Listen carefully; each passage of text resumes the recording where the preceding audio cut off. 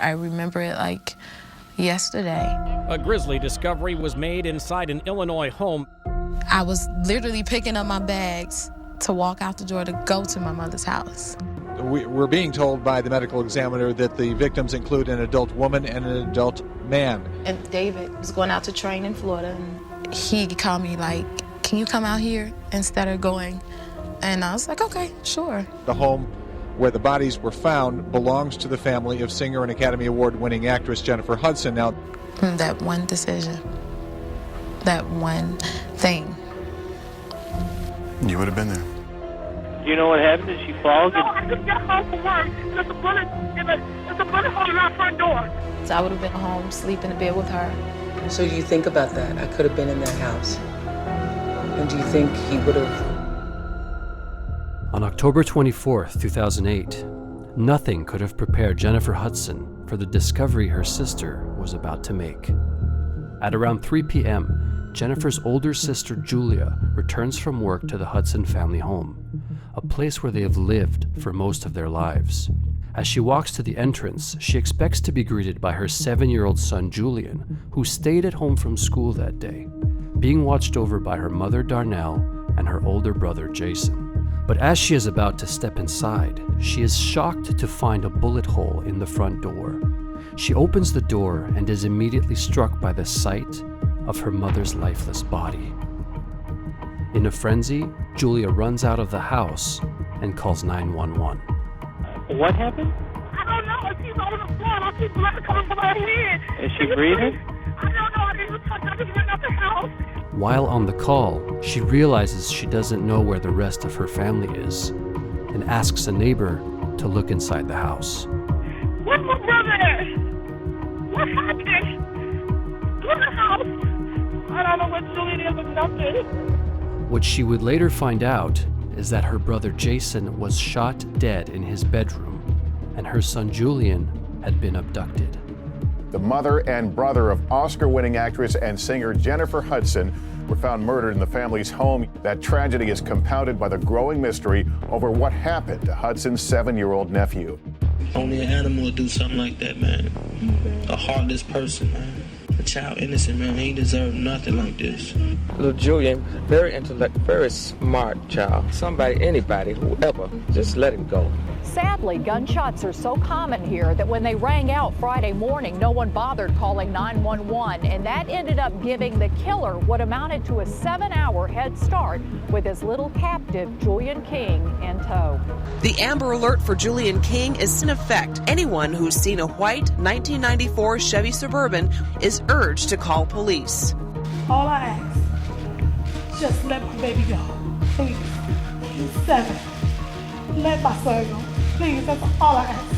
Outside the family home, neighbors are sharing the grief. And just let Jennifer know that we care. That's all. People in the neighborhood say they remember voting for Jennifer Hudson when she was on American Idol. They, of course, prayed for her and they wanted something good to happen for her then.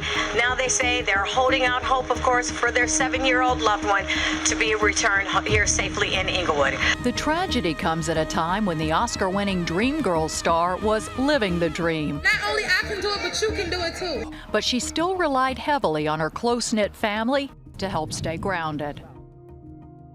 Even as a rising star, Jennifer would constantly return home to be with her family. The last time she was with them was the weekend before everything happened. My nephew Julian was sitting, reading a book in the living room. It was always me and my tug-a-bear. That's what I called him. I was playing the piano, and my mother sat on one side of me, and my brother sat on the other side. And I was singing them a song. And it was just us, being family. But on the day of the murders, even though she was far away, she knew something was wrong. I was in Tampa, Florida with my fiance. He asked me to come out and visit him, and so I did on my off time. I woke up about 10 or 11 in the morning, and I noticed that I'm looking to see the text from my mom, and it wasn't any. If I'm waking up around 10 or 11 o'clock and there's no message from her at all, that was just really odd to me.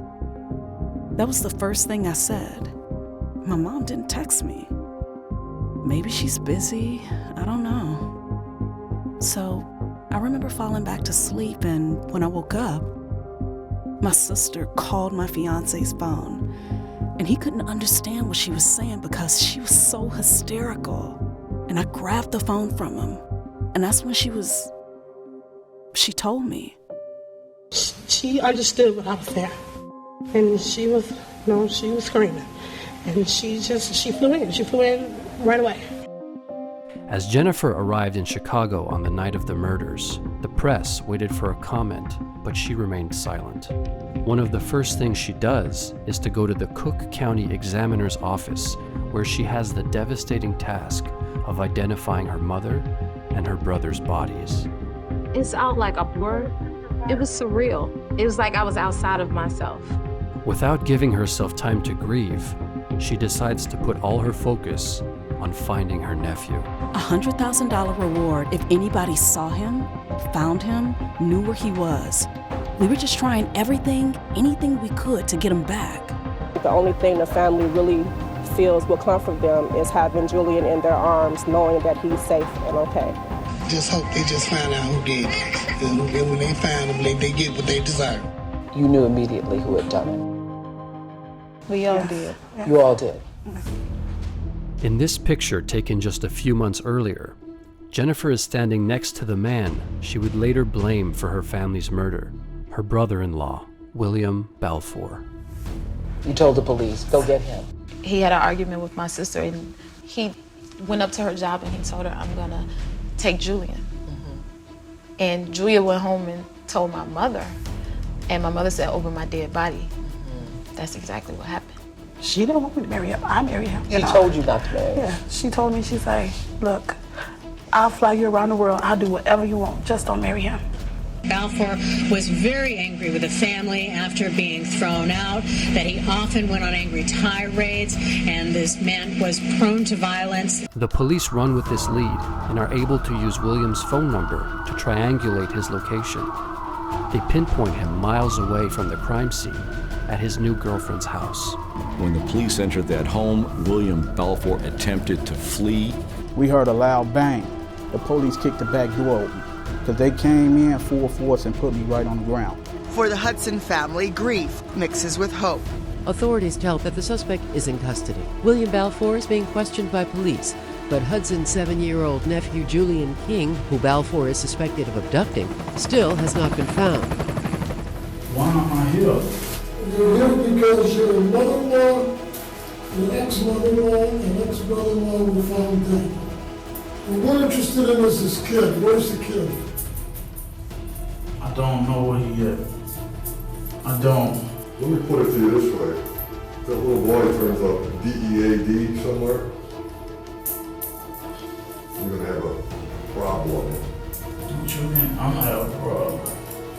The Amber Alert remains active, as does the police investigation. There is still no sign of the white Chevy SUV. And on October 27th, they finally had the break they were hoping for.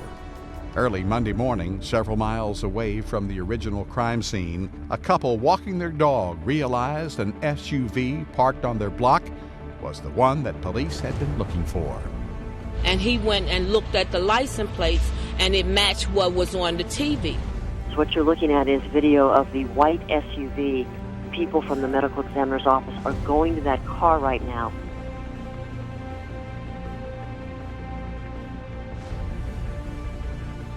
We understand that there is a possibility that the 7-year-old nephew, Julian King, may have been found dead this morning. For the second time in 2 days, Jennifer goes to the Cook County Examiner's office, but this time it was to identify her 7-year-old nephew. It literally just takes a part of you. And he was such a bright little boy. He was so smart. He, I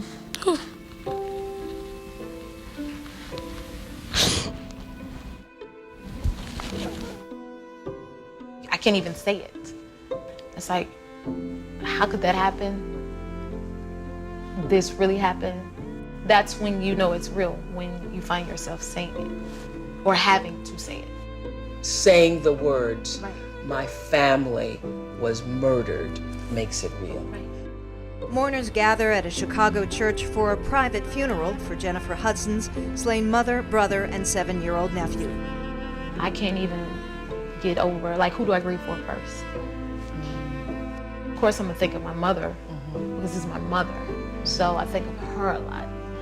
Next, I think of Julian, my brother. I have moments where it's bits and pieces, like it's too much. You're confused, your mind is confused, your feelings are confused. You don't know where to start. Mourners say the Oscar-winning actress paused to give her mother a final kiss during the service, and that the family remained composed. I cannot imagine how she feels. I would never know that, you know. It's very hurting to know that someone would kill a 7-year-old. And what have he done to anyone in his whole lifetime for them to kill him?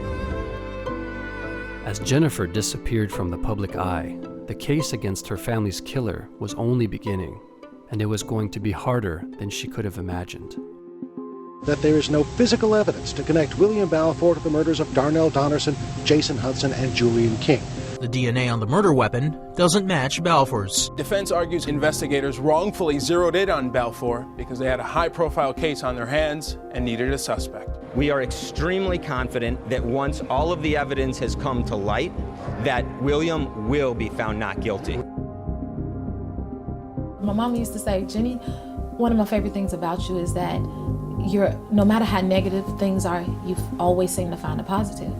And I remember thinking in that moment, like, how am I supposed to find a positive in this? I'd wake up depressed for almost 2 weeks straight inside one room. I was pretty much secluded from everything that was going on. I didn't watch any TV. I didn't want to even know what was going on because I had more than enough to deal with. I remember being asked to do a film around that same time, and I was like, I have to get adjusted to who I am now. So I can't be another character if I don't know who I am. As the trial date was getting closer, Jennifer was asked to perform at the Grammys. It would be one of her first public appearances in 2 months.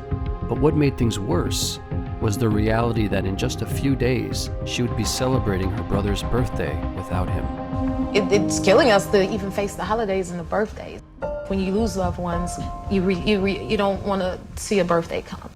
I can't do this anymore. I don't sit still very well, and I knew if I sit here and dwell on it, it's going to be harder. She decided to step out and do what her family loved to see her do, sing. But before that, she's caught off guard by a welcomed surprise. Jennifer Hudson.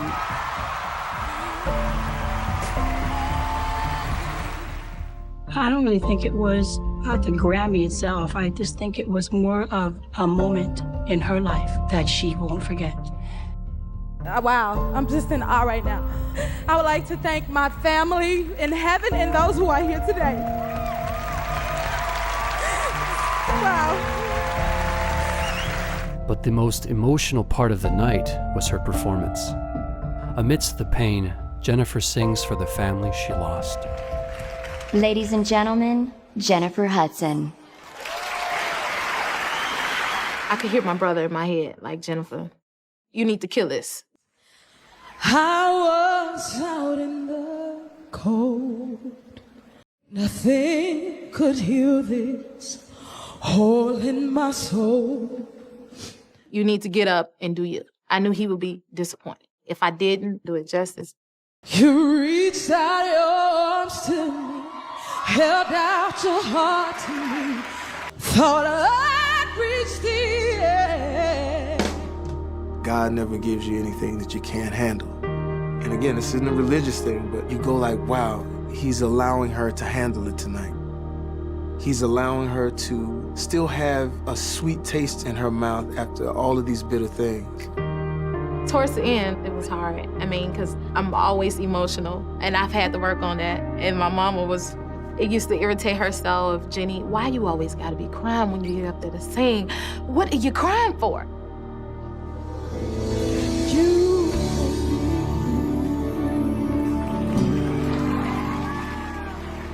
was definitely thinking of my family when I was singing that song. That's what I was thinking.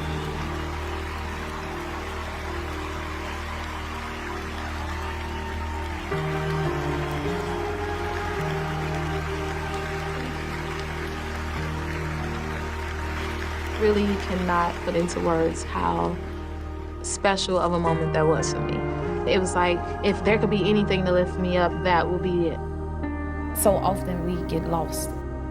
Music is like home. You know, it's that base, and anytime you're lost, anytime you're trying to find your way, anytime you're scared, you run home.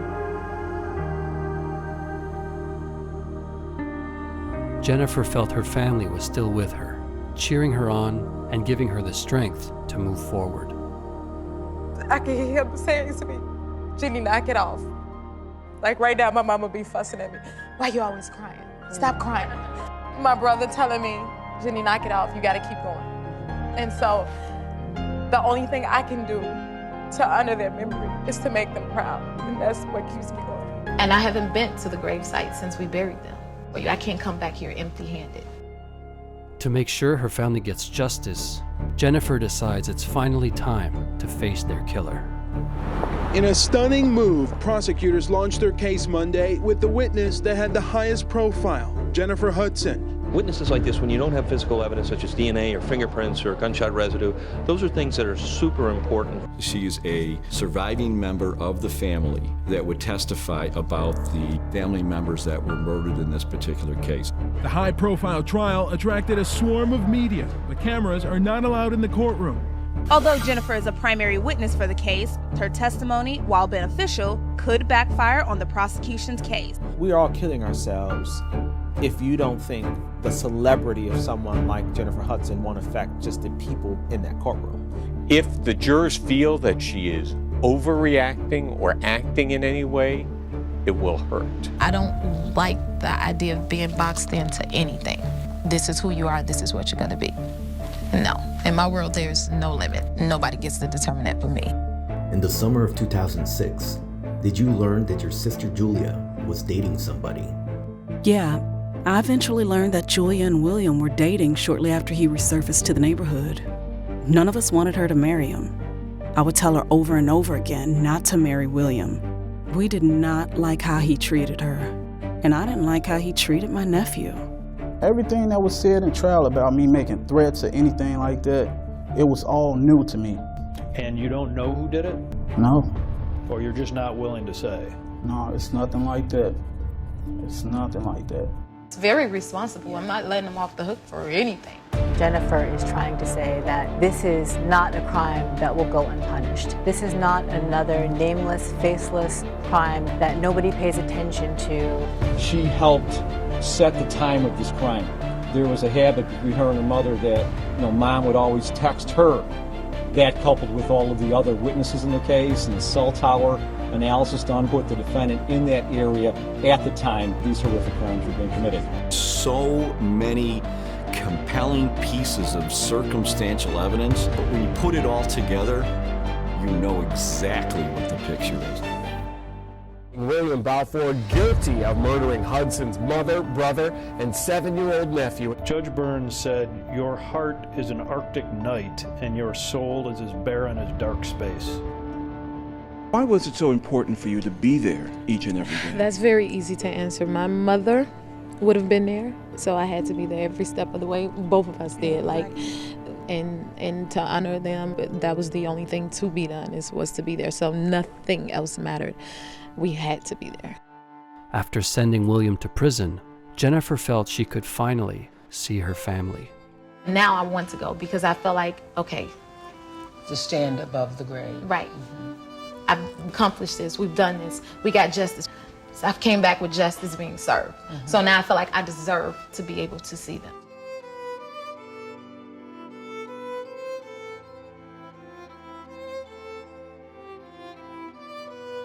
Every day, it's not a day go by that I don't hear my mother in my head. That's what I live by, and everything I do, I try to reflect and know, to be sure that she's proud of me. That's what keeps me going, knowing that I know she's proud of me. The trauma of my mother's death is not the story of her life. Jennifer Hudson just couldn't hold back the tears. A mayoral proclamation naming this Julian King Day in Chicago. For the second straight year, through a foundation named for Julian, the Hudson sisters distributed school supplies to needy kids at the Kroc Center in West Pullman to honor Julian's memory. I just want to make sure that, we just remember him, and it's a healing process for all of us. I feel like as though we have like a new beginning, and it's beautiful. We're still blessed, and we've had our loss, but we're finding our way. Your mother, do you think about her? You know what? This is all Today happening? is my mother's birthday. Oh, wow. She used to write me letters when I was away. She said, of all these things you've done, my favorite part is the person you are and your character. I've seen the highest of the highs and the lowest of the lows. We have no choice but to go on. The best way to keep going is to honor their memories and to live in the way they wanted you to live. You've been blessed with life, so live it.